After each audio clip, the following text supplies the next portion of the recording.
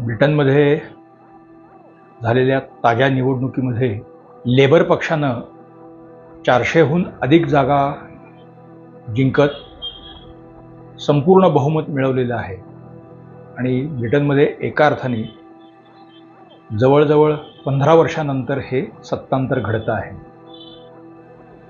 मात्र ब्रिटनमधलं हे सत्तांतर एकूण युरोपच्या संदर्भात विचार करता डाव्या वळणावर गेलेलं आहे आणि त्यामुळेच युरोप किंवा अमेरिकेतल्या धोरणकर्त्यांना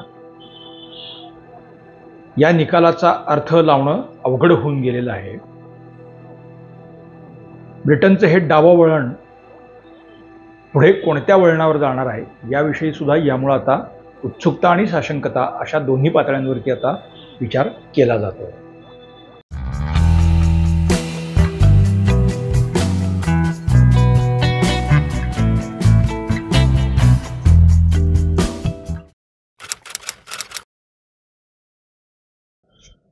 नमस्कार. गोजोस्कोपमध्ये आपल्या सर्वांचं मनापासून स्वागत आहे. ब्रिटनमध्ये झालेल्या ताज्या निवडणुकीमध्ये सत्तारूढ कॉन्झर्वेटिव्ह पक्षाला पराभूत करून लेबर पक्षानं 400हून अधिक जागा म्हणजे 410च्या पुढे गेलेले आहेत. हे 700पैकी जवळजवळ 410च्या पुढं जागा या पक्षाला मिळाल्यात. कॉन्झर्वेटिव्ह पक्ष 125 जागांपर्यंतही म्हणजे 120 जागाही त्या पक्षाला मिळालेल्या नाहीत. मी जेव्हा बघितलं शेवटचं तेव्हा 117 जागा कॉन्झर्वेटिव्ह पक्षाला मिळालेल्या होत्या. लेबर पक्षाला विजय मिळणार हे काही नवं असं काही विषय नव्हता. ब्रिटनचे मावळते पंतप्रधान ऋषी सुनक यांनी खरं तर मेमध्येच निवडणुका घ्यायची सगळी तयारी केलेली होती, परंतु त्यांच्या पक्षानं म्हणजे कॉन्झर्वेटिव्ह पक्षानं त्याला विरोध केला आणि त्या निवडणुका आता नुकत्याच झालेल्या आहेत. खरं तर अजून 6 महिन्यांचा कालावधी या सरकारकडे सुनक सरकारकडे होता, पण त्यांनी निवडणुका 6 महिने आधीच घेतलेल्या आहेत. मेमध्ये किंवा पुढे सुद्धा जूनच्या पहिल्या दुसऱ्या आठवड्यात जेव्हा ब्रिटनमध्ये सर्वदूर असं एक सर्वेक्षण केलं गेलं म्हणजे वेगवेगळ्या स्वरूपाची जसे झाली प्री पोल सगळी जी सर्वेक्षणं झाली त्यात लेबर पक्षाला मोठ्या प्रमाणावरती यश मिळेल असा अंदाज या सगळ्या सर्वेक्षणातून येतच होता. त्यामुळे आत्ता लेबर पक्षाला मिळालेलं यश हे काहीतरी फार आपण म्हणजे विस्मयचकित व्हावं अशी काही परिस्थिती नाही. मात्र इतक्या मोठ्या प्रमाणावरती जागा लेबर पक्ष जिंकेल अशी शक्यता फारशी वाटत नव्हती. त्यामुळेच अब की बार 400 पार हे ब्रिटनबाबत आणि ब्रिटनमधल्या लेबर पक्षानं ते करून दाखवल्यामुळेच सर्वांच्या भुवया पुन्हा उंचावलेल्या आहेत. ब्रिटनच्या या निकालाकडे एक 2-3 पद्धतीने आपल्याला बघावं लागेल. म्हणजे भारतीय परिप्रेक्ष्य किंवा जागतिक परिप्रेक्ष्याचा विचार करता 2-3 वेगवेगळे अँगल्स आहेत. फक्त ब्रिटनपुरता विचार केला तर या निवडणुकांचे निकाल निम्म्याहून अधिक जाहीर होऊन गेले, कलही स्पष्ट होऊन गेले. त्यावेळेला कॉन्झर्वेटिव्ह पक्षाचे म्हणजे त्याला टोरी असं पण म्हटलं जातं, तर त्या पक्षाच्या एक 10-12 सदस्यांनी म्हणजे त्यांचे पराभूत झालेले संरक्षण मंत्री जे होते तर त्यांच्यासह यात लेबर पक्ष विजयी झालेला नाही तर कॉन्झर्वेटिव्ह पक्ष पराभूत झाला आहे. आता कोणीतरी पराभूत होतं आणि कोणीतरी विजयी होतं वगैरे वगैरे हे आहे, परंतु हे जेव्हा ते लोक सांगत होते त्याला एक वेगळा संदर्भ आहे. आणि बोलताना त्यांनी एक ब्रिटनमधली बदलती डेमोग्राफी हा विषय त्यांनी त्या चर्चेत आणला आणि म्हणूनच लेबर पक्षाचा विजय नव्हे तर आमचा पराभव झालेला आहे. वरवर पाहता याच्यातली खोच कळणार नाही, पण ब्रिटनमध्ये गेल्या काही वर्षांमध्ये कट्टरतावादी इस्लामचा जो काही प्रभाव वाढलेला आहे आणि मोठ्या प्रमाणावरती आपण बघितलं असेल की मध्यंतरी लंडनमध्येच मोठ्या प्रमाणावरती निदर्शनं झालेली होती. ती खूप वेळ झाली, पण आता तर अगदी लंडनिस्तान करा इथंपर्यंत मागणी घेऊन लोक रस्त्यावर उतरलेले होते. आणि ब्रिटनमध्ये जो हा काही इस्लामिस्ट चेहरा पुढे येतोय तर त्याच्याविषयी सुद्धा आता स्थानिक ब्रिटिश नागरिक असतील किंवा युरोपामध्ये सुद्धा एक डोळे काय म्हणतात तसे विस्मयचकित होऊन लोक बघतायत. आणि हा भस्मासूर रोखायचा कसा हाही आता विषय खरं तर हळूहळू चर्चेत येतो आहे. परंतु या निवडणुकीत ज्या पद्धतीने लेबर पक्ष जिंकला त्याला अनुलक्षून या टोरी पक्षाच्या काही खासदारांनी डेमोग्राफीचा विषय आणला आणि आम्हाला पराभूत केलं गेलं असं त्यांना थोडक्यात सांगायचं होतं. ब्रिटनमध्ये अशा स्थलांतरितांची संख्या काही आज वाढली असं काही नाही आहे, अचानक वाढली असंही काही नाही आहे, ती वाढतच होती ग्रॅज्युअली. युरोपात ज्या पद्धतीनं स्थलांतरित आले तशी ब्रिटनची परिस्थिती नव्हती, ती आधीपासूनच सुरू होतं आणि नंतर युरोपबरोबर ब्रिटनमध्येही ते काही प्रमाणात झालं. त्यामुळे आता त्या बदलत्या डेमोग्राफीचा विषय चर्चेत आणून कॉन्झर्वेटिव्ह काहीच मिळवू शकणार नाहीत आणि लेबर पक्षाची भूमिका अर्थात स्पष्ट आहे. म्हणजे हा एक अँगल आहे. त्यामुळे या निकालानंतर पुढच्या काळामध्ये लेबर पक्ष एकूण या वाढत्या जिहादीकरणाला कशा पद्धतीनं तोंड देणार हाही आता स्थानिक जे काही अँग्लो सॅक्शन्स जे आहेत म्हणजे ख्रिश्चन जे आहेत तर त्यांना आता चिंता ती वाटती आहे. दुसरा मुद्दा आहे तो अर्थव्यवस्था हा एक आहेच आहे. म्हणजे असं म्हणतात की म्हणजे आपणही इतिहासाच्या पुस्तकात वाचलेलं आहे ते की ज्या साम्राज्यावरचा सूर्य कधीही ढळत नव्हता असं ब्रिटिश साम्राज्याचं वर्णन केलं जायचं. अर्थात ते दिवस गेले. म्हणजे गेल्या शतकामध्ये हळूहळू ब्रिटनला अनेक वसाहती सोडून द्याव्या लागल्या. तरीसुद्धा ब्रिटनची अर्थव्यवस्था काही डामाडौल होते असं चित्र नव्हतं. 70च्या दशकामध्ये थोडेसे ब्रिटिश अर्थव्यवस्थेला हादरे बसले.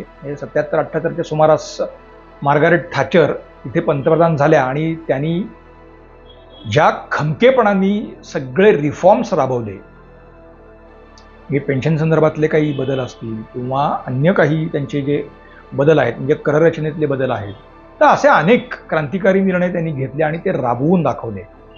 त्यामुळे त्यांना iron lady of Britain Europe असं म्हटलं जायचं. म्हणजे अगदी रोनाल्ड रिगन त्यावेळेला तर अमेरिकेचे अध्यक्ष म्हणजे जगाचे अध्यक्ष अशी हे होती.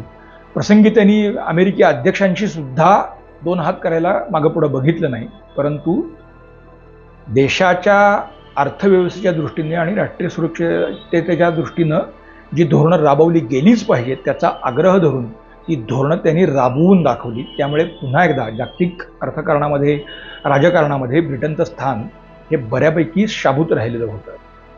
पुढे जॉन मेजर आले आणि ब्रेक्झिटच्या आधीपर्यंत साधारणपणे ही परिस्थिती बरी होती. टोनी ब्लेअर त्यांनी तो ब्रेक्झिटच्या संदर्भातला निर्णय घेतला आणि तो जेव्हा ब्रेक्झिट झालं म्हणजे युरोपीय महासंघातून ब्रिटन बाहेर पडला त्याच्यानंतर हळूहळू म्हणजे ब्रिटनच्या अर्थव्यवस्थेला खरं तर फटके बसायला सुरुवात झालेली होती. सुमारे 15 वर्षांपूर्वी कॉन्झर्वेटिव्ह पक्ष सत्तेवर आला आणि मग टोनी ब्लेअर आले, मग त्यांच्यानंतर ते बोरिस जॉन्सन आले, नंतर लिज ट्रूस आले, आता ऋषी सुनक आले. म्हणजे असे नेते बदलत गेले, परंतु त्या सगळ्यातून थॅचर यांच्याप्रमाणे कोणीही अर्थव्यवस्था ही रुळावर आणण्यासाठी काही फार प्रयत्न केले असं आपल्याला दिसलेलं नाही आहे. म्हणजे काही रिफॉर्म्स करून अर्थव्यवस्था पुन्हा रुळावर आणणं असे गेल्या 10 वर्षात 15 वर्षात फार मोठे प्रयत्न आपल्याला काही दिसलेले नाहीत. ब्रिटनच्या अर्थव्यवस्थेच्या वाढीचा वेग खूप मंदावलेला आहे. तो अगदी 2-3% तो आहे आणि तो काहीही केल्या वाढत नाही आहे. गेली काही वर्ष तो स्टक झालेला आहे. तर तीही एक चिंता मुळात ब्रिटिश अर्थतज्ञ किंवा युरोपातल्या लोकांना सुद्धा ती वाटती आहे. काहींच्या मते तर ब्रिटनची अर्थव्यवस्था पूर्णपणेच रुळावरून घसरलेली आहे. आता ती टीका आपण सोडून दिली तरी अर्थव्यवस्था डामाडौल आहे हे आपण मान्य करायला हरकत नाही. आत्ता लेबर पक्षाने काही जे आश्वासनं दिलेली आहेत आणि आपल्याकडे काही आश्वासनं दिली तर ती पाळली पाहिजेत असं आपण काही बंधन सरकार किंवा कुठल्या लोकप्रतिनिधीवरती घालत नाही, पण त्यांच्याकडे ते आहे. म्हणजे तुमच्या घोषणापत्रात ह्या 4 गोष्टींचा उल्लेख होता तर तुम्हाला ते करावंच लागेल. म्हणजे आम्ही युरोपीय महासंघातून बाहेर पडायचं की नाही या संदर्भामध्ये देशव्यापी आम्ही काय म्हणजे मतदान घेऊन लोकांचा कल जाणून घेऊ असं आश्वासन टोनी ब्लेअरनी दिलं होतं आणि त्यांना ते पूर्ण करावं लागलं आणि मग त्यामुळे ब्रेक्झिट घडलं. हे आपल्या डोळ्यासमोरचं ताजं उदाहरण आहे. असं आता लेबर पक्षाने गृहनिर्माण म्हणजे ब्रिटिश काही ज्या ब्रिटनमधल्या खरं इंग्लंडमधल्या असं आपण म्हणूया, ब्रिटन हे म्हणजे इंग्लंड, वेल्श, स्कॉटलंड, आयर्लंड या सगळ्याचं मिळून एक ब्रिटन हे एक म्हणजे देश आहे. बाकी हे आयरिश आयडेंटिटी वेगळी, स्कॉटिश वेगळी, वेल्श वेगळी आणि इंग्लिश वेगळी अशा त्या आयडेंटिटीज वेगळ्या वेगळ्या आहेत. तर मुख्य म्हणजे इंग्लंडमधल्या असं थोडंसं आपण त्यातलं थोडं स्पेसिफिकेशन त्यातलं आहे की शहरांमधली गर्दी किंवा लोकसंख्या वाढलेली आहे, त्या तुलनेत लोकांना घरं उपलब्ध नाहीत, ही इथे काही एक समस्या आत्ता आहेच. तर मग या शहरांमध्ये पुरेशा प्रमाणात आम्ही आता गृहनिर्माणाच्या सोयीसुविधा उपलब्ध करून देऊ, असं एक आश्वासन हे या लेबर पक्षाने दिलेलं आहे. पक्ष म्हणून त्यांना अशा ज्या त्यांनी घोषणा केलेल्या आहेत, तर या घोषणा त्यांना आता प्रत्यक्षात आणाव्या लागतील. त्या आणायच्या असतील म्हणजे एक आत्ता कॉन्झर्व्हेटिव्ह पक्षावरती टीका अशी झाली की या पक्षांनी कर वाढवले, त्यामुळे सरसकट ब्रिटिश नागरिक आणि त्यातही अँग्लो सॅक्सनांचा थोडासा राग रोष हा होता की बाबा जेवढं आम्ही मिळवतो महिनाकाठी, म्हणजे महिन्यात आम्ही जेवढं मिळवतो महिनाकाठी आमच्या खिशात काहीच राहत नाही आणि तुम्ही आता पुन्हा जर काही कर वाढवणार असाल तर मग आम्ही जगायचं कसं, हा एक टीकेचा सूर हा तिथे आत्ता होताच होता. म्हणजे हे काही नाकारायचं कारण नाही. एकतर इन्फ्लेशन थोडं वाढलेलं आहे, त्यामुळे महागाई हा एक भाग आहे, स्थलांतरितांचे लोंढे आणि त्याच्यामुळं अर्थव्यवस्थेवरती आलेला ताण आहे, कायदा सुव्यवस्था राखण्यासाठी म्हणून सुद्धा काही एक खर्च करावा लागतो त्याचाही ताण आहे. अशात या वाढलेल्या करांमुळे अँग्लो सॅक्सन सुद्धा नाराज होते, कारण ते मूळचे लोक तेच आहेत, तेही नाराज होते. अन्यही म्हणजे अन्य ठिकाणून येऊन स्थलांतरित पण अनेक पिढ्या आता ते इंग्लंडमध्ये राहत आहेत किंवा ब्रिटनमध्ये राहत आहेत, तर तशा पिढ्या तसे सुद्धा मतदार हे थोडेसे नाराज होते की बाबा आत्ता एकूण जागतिक अर्थकारण किंवा हे सगळं लक्षात घेता तुम्ही करवाढीपेक्षा उत्पन्नवाढीसाठी अन्य मार्ग शोधायला हवे होते, अशी टीका होत होती. ही टीका किंवा ब्रिटिश अर्थव्यवस्थेचा ताण लक्षात घेतला तर आता हे मोठं आव्हान हे यांच्यापुढे असणार आहे. कारण लेबर पक्षांनी तेही आश्वासन दिले की आम्ही कररचना सुटसुटीत करू आणि मुळात नवे कर लावणार नाही किंवा आहे ते करही आम्ही कमी करू, अशा स्वरूपाचं त्यांचं आश्वासन आहे.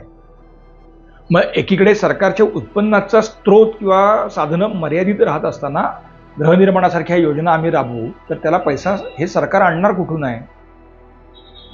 बरं, त्यांच्याकडे आपल्यासारखे फ्रीबीज अशी संकल्पना नाही. ब्रिटन किंवा ही जी सगळी देश आहेत या देशांमध्ये आर्थिकदृष्ट्या ते मतदार हे खूप जागरूक आहेत, त्यामुळे जेव्हा एखादा पक्ष एखादा नेता जेव्हा अशा स्वरूपाच्या काही हे देत असतो तेव्हा त्याच्या मागच्या अर्थकारणाची सुद्धा चिरफाड होतच असते.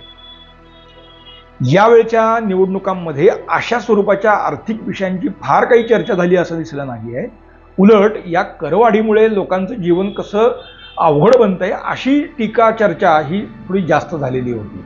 मात्र लेबर पक्षांनी ज्या घोषणा केल्या त्याच्यामुळे ब्रिटिश अर्थव्यवस्थेवरती नेमका ताण किती येणार आहे आणि लेबर पक्ष सांगतो आहे त्याचं वास्तव काय, अर्थ वास्तव तसं राहणार आहे का, या स्वरूपाची चर्चा थोडी कमी झालेली आहे ही मला तरी दिसून आली.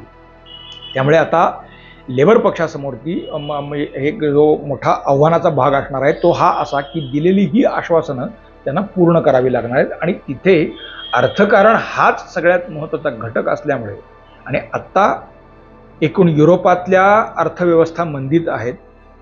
अमेरिकेतही युक्रेन युद्धामुळे अमेरिकेमध्ये सुद्धा आता डॉलरवर ताण येतो आहे आणि अर्थात माहिती काय रिसेशनमध्ये आहे वगैरे अशातला भाग नाही अमेरिकी अर्थव्यवस्था, परंतु इन्फ्लेशन तिथेही वाढतं आहे. एकूण जागतिक अर्थकारणाचा विचार करता अशा स्वरूपाची धोरणं ब्रिटननं घेणं ते जगाला नाही पण ब्रिटिश नागरिकांना मात्र ते फारसं सुसह्य होणार नाही असं सुद्धा मुळात मानलं जातं आहे.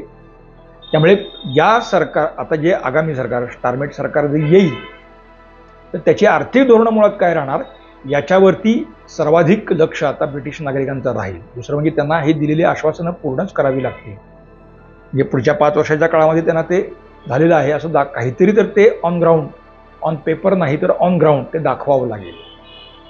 आणि जो एक आत्ता टीकेचा सूर जो अँग्लो सॅक्सन्समधून येतो आहे, चेंज ऑफ डेमोग्राफी, म्हणजे इस्लामचा वाढता पगडा ब्रिटनमध्ये जो दिसतो आहे तर त्याला आळा घाला अशा स्वरूपाची मागणी जी आता थोडी अँग्लो सॅक्सन्स गटामध्ये येते आहे ते पुढे करतायत, त्याला सुद्धा त्यांना ॲड्रेस करावं लागणार आहे. या निवडणुकीत फार कोणाचं लक्ष गेलंय की नाही मला माहिती नाही, म्हणजे गेलंही असेल मी काय नाकारत नाही, परंतु रिफॉर्म UK नावाचा एक नवा पक्ष तिथे गेल्या 5-7 वर्षात आलेला आहे पुढे. या रिफॉर्म युके या पक्षाला आत्ता 4च जागा मिळालेल्या आहेत. म्हणजे जागांचा विचार करता काही फार त्यांना यश मिळालं अशातला भाग नाही. This party is a whites party. या अँग्लो सॅक्सनांची मुळात ती पार्टी आहे आणि या पक्षाला 15% मतं मिळालेली आहेत. म्हणजे जागेपेक्षा त्यांना मिळालेला समाजातला पाठिंबा हा 15% एवढा स्वरूपाचा हा आहे. त्यामुळे थोडं त्या डेमोग्राफिक चेंजचा जो मुद्दा टोरींनी आता थोडा चर्चेत आणलेला आहे आणि ही जर मतं लक्षात घेतली, 15% हा जर कल लक्षात घेतला, तर नव्या सरकारपुढचं सगळ्यात मोठं आव्हान हे सामाजिक शांतता आणि सलोखा हेच असणार आहे. बरं, ब्रिटनकडे स्वतःचे काही असे म्हणजे ऊर्जा विषयक म्हणजे तेल किंवा नैसर्गिक कोळ्याचे फार मोठे साठे आहेत वगैरे वगैरे अशातला भाग नाही. रशिया किंवा अमेरिका किंवा अन्य देशांच्या वरच त्यांना मुळात अवलंबून राहावं लागतं आहे आणि अमेरिकेच्या बरोबरीनेच ब्रिटिश धोरणं आजपर्यंत राबवत आलेली आपल्याला आपण बघितलेली आहेत. अमेरिकेमध्ये सध्या निवडणुकीचं वातावरण आहे. निवडणुका तिथं आता होऊ घातलेल्या आहेत. नोव्हेंबरमध्ये त्या निवडणुका होतील. बायडेन यांची प्रकृती किंवा त्यांचा एकूण त्यांच्या सरकारचा, त्यांच्या प्रशासनाचा परफॉर्मन्स लक्षात घेतला तर यावेळेला ट्रम्प कदाचित विजयी होतील अशी चर्चा आहे, मानलं जातं आहे. आणि पहिल्या चर्चेत आपण तो एक व्हिडिओ आपण केलेलाच होता. तर पहिल्या चर्चेमध्ये बायडेनांची फार घसरगुंडी उडाली आणि त्यानंतर म्हणजे जसं ट्रम्प यांनी त्या बाजी मारली तसं वॉल स्ट्रीटवरती सगळे हे शेअर्स वधारलेले आपल्याला दिसून आलेले आहेत. म्हणजे जर तिथे समजा जर ट्रम्प किंवा रिपब्लिकन अशा उजव्या वळणाचे लोक सत्तेवर आले आणि मग हे डावं सरकार, म्हणजे यापूर्वी तिथे असं झालं नाही असं नाही आहे, पण आता पुन्हा संदर्भ हे थोडे बदललेले आहेत. तर या म्हणजे ट्रम्प यांचा स्थलांतरितांना संपूर्ण विरोध आहे. संपूर्ण म्हणजे संपूर्ण विरोध आहे. ट्रम्प यांची धोरणं ही पण मुळात वेगळ्या स्वरूपाची आहेत आणि ट्रम्प यांच्या काळामध्ये युरोपातल्या कुठल्याही नेत्याचं ट्रम्प यांच्याशी फार जुळलं असंही नाही आहे. मग समजा हे सगळं समजामध्ये, कारण तिथं कोण निवडणार आहे आता निवडणुकीनंतरच स्पष्ट होईल, त्याचं आपण आता इथं काहीच सांगू शकणार नाही. पण अमेरिकेत ट्रम्प जर सत्तेवर आले तर मग ब्रिटिश धोरणं ही काय स्वरूपाची राहतील हाही एक मुळात भाग हा राहणार आहे.